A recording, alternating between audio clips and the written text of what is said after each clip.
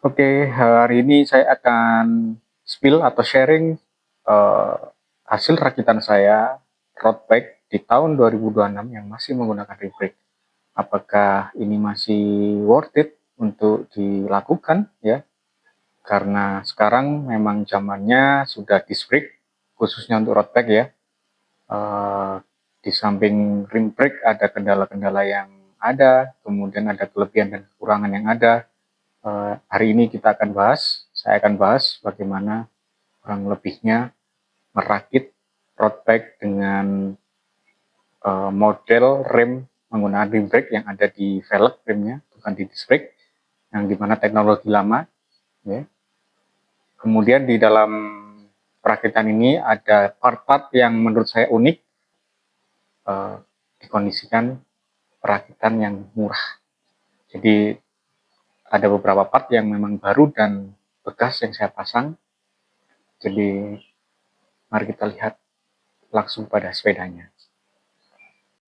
Oke, ini penampakan keseluruhan sepeda saya yang saya rakit dengan model rim brake yaitu 2026. Sudah banyak varian disc brake yang lebih murah, lebih budget friendly, dan juga lebih keren-keren. Tapi di sini saya memutuskan untuk tetap menggunakan rim brake karena ada alasan-alasan tertentu selain budget yang saya gunakan. Ya, ini akan saya spillkan beberapa part yang saya pakai.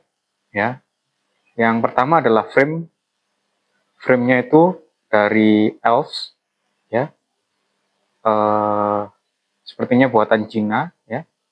Ini Elves Valat Pro rim brake tahun 2021 kalau nggak salah, atau 2020.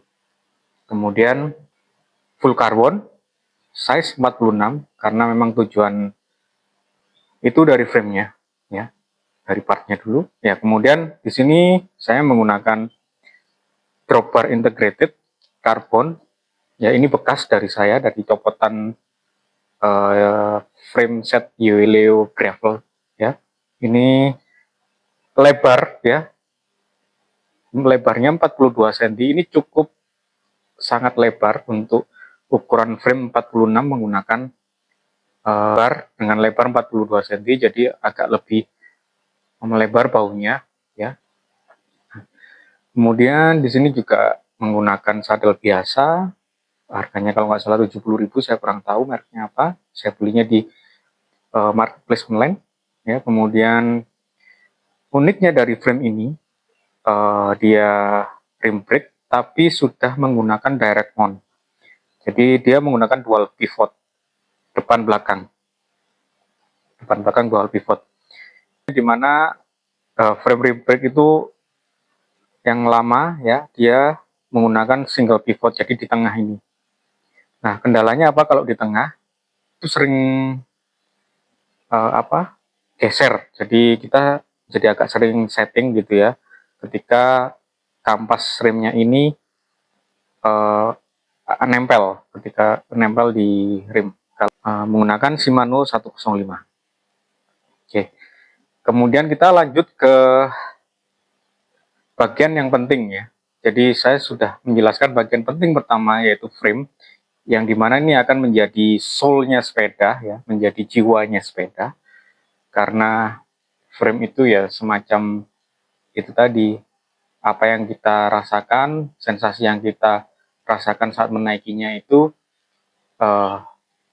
menurut saya dipengaruhi banyak oleh frame. Jadi frame itu adalah jiwanya sepeda.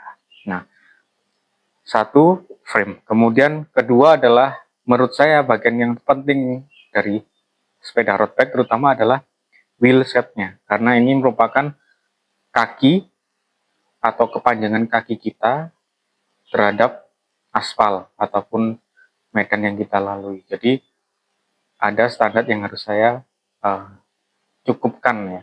Jadi di sini saya menggunakan rim brake wheelset Campagnolo Zonda C17. Ini alloy ya, alloy rim brake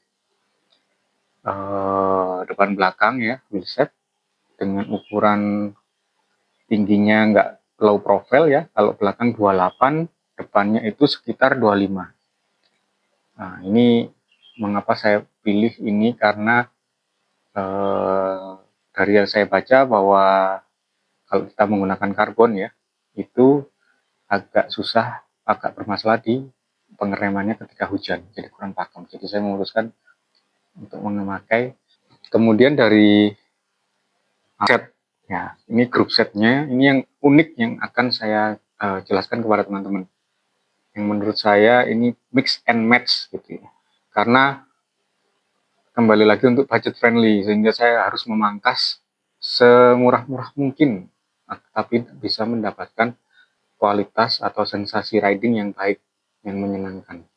Selain dari frame yang pilih, kemudian wheel set, nah ini untuk group setnya. Jadi ini full mix. Uniknya di sini, jadi ternyata lumayan eksperimental, tapi saya bisa mengklaim bahwa ini sangat worth it untuk dibeli.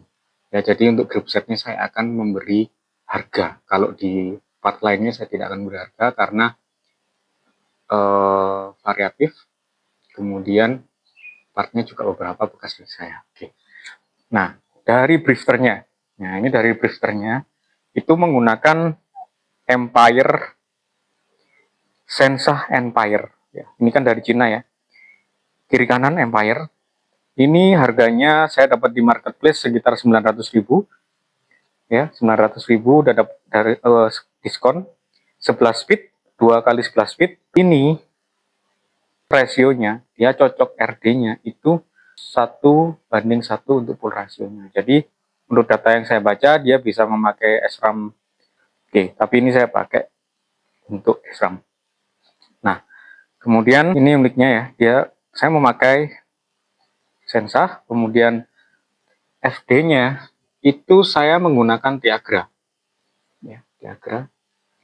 Kenapa saya menggunakan Tiagra, tidak menggunakan produknya Sensa atau produk Cina? Karena banyak keluhan di produknya Sensa, FD-nya itu kurang bagus, jadi terlalu berat dan kadang tidak mau pindah. Nah, ini setelah saya baca ternyata polarisasinya memang sama dengan Tiagra, makanya saya menggunakan ini karena dia memiliki pengait atau jungkitan yang lebih tinggi sehingga ini menjadi lebih ringan ketika ditarik. Oke, dan ini sangat bekerja dengan drifternya, jadi halus dan enteng. Nah, kemudian kalau di RD-nya itu saya menggunakan SRAM APEC. Ya, SRAM APEC itu 11 speed ya, tapi ini saya yakin bisa di 12 speed. Tapi untuk cranknya saya menggunakan crank dari SRAM Rival ya. Ini yang lumayan harganya murah juga dengan ukuran cranknya 165, cocok untuk tinggi istri saya. Oke, sekian dulu ya mungkin review dari beberapa partnya.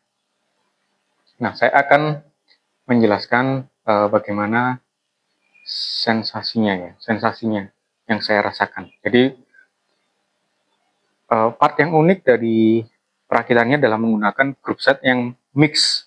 Ya. Nggak semuanya pakai SRAM, saya memakai semua brand yang saya kira cocok. Gitu ya. Oke, karena di drifternya menggunakan Sensa, kemudian RD-nya menggunakan SRAM APEC, kemudian FD-nya menggunakan Tiagra, itu sangat bekerja dengan halus dan ringan. Ya. Menurut saya juga karena saya pernah memakai bawaan Pacific Spectre yang dimana itu SRAM rival group setnya ya, mulai dari drifter dan juga RD-nya sampai FD-nya itu tidak sehalus dengan rakitan saya ini. Jadi saya bisa menjamin itu, saya bisa merasakan itu. Jadi ketika saya menggunakan drifternya Sensa, shiftingnya jadi lebih halus dan tidak terlalu banyak mengeluarkan tenaga untuk mengubah gearnya. Kalau di rival dulu itu seperti susah sekali, berat gitu untuk shiftingnya, kita nariknya. Kemudian juga perpindahannya juga halus ya, 1, 2, 3 sampai 11 speednya juga tidak ada kendala ya. Jadi menurut saya ini sangat worth it ya untuk dibeli ya. Bristernya itu udah dapat 900.000, kemudian FT-nya 250.000, SRAM APEC-nya itu 750.000 ya. Crank-nya 800.000. Jadi kalian bisa total berapa untuk grup setnya. Oke, kemudian dari sensasi menggunakan sepeda rakitan ini di tahun 2026 ya. Menggunakan rebrake di tahun 2026 dan ternyata masih sangat worth it dilakukan dengan budget yang menurut saya nggak terlalu mahal, mendapatkan sepeda yang ringan, kemudian performa yang menurut saya sudah sangat lebih dari cukup untuk harian saya. Bersepeda setiap hari sekitar 1 jam ya, itu sangat cukup untuk harian. Jadi di tanjakan ringan, di flat juga tidak terlalu berat ataupun ngembos, meskipun untuk menahan speed di 35 ke atas itu agak susah ya, karena menurut saya mungkin karena tinggi profil dari wheelsetnya yang rendah, jadi kurang membantu secara aerodinamis. Yang sebelumnya saya juga memakai yang 50 mili di sepeda Yoeleo saya ya, yang tingginya lumayan 50 mili atau 5 cm, itu memang berasa bedanya di sana. Tapi kalau memakai ini lebih satset gitu ya, karena lebih ringan, tanjakan juga lebih bagus. Oke, sekian dari saya sharing itu. Semoga bisa menjadi informasi buat teman-teman semua yang ingin merakit sepeda rim brake di tahun 2026. Assalamualaikum warahmatullahi wabarakatuh.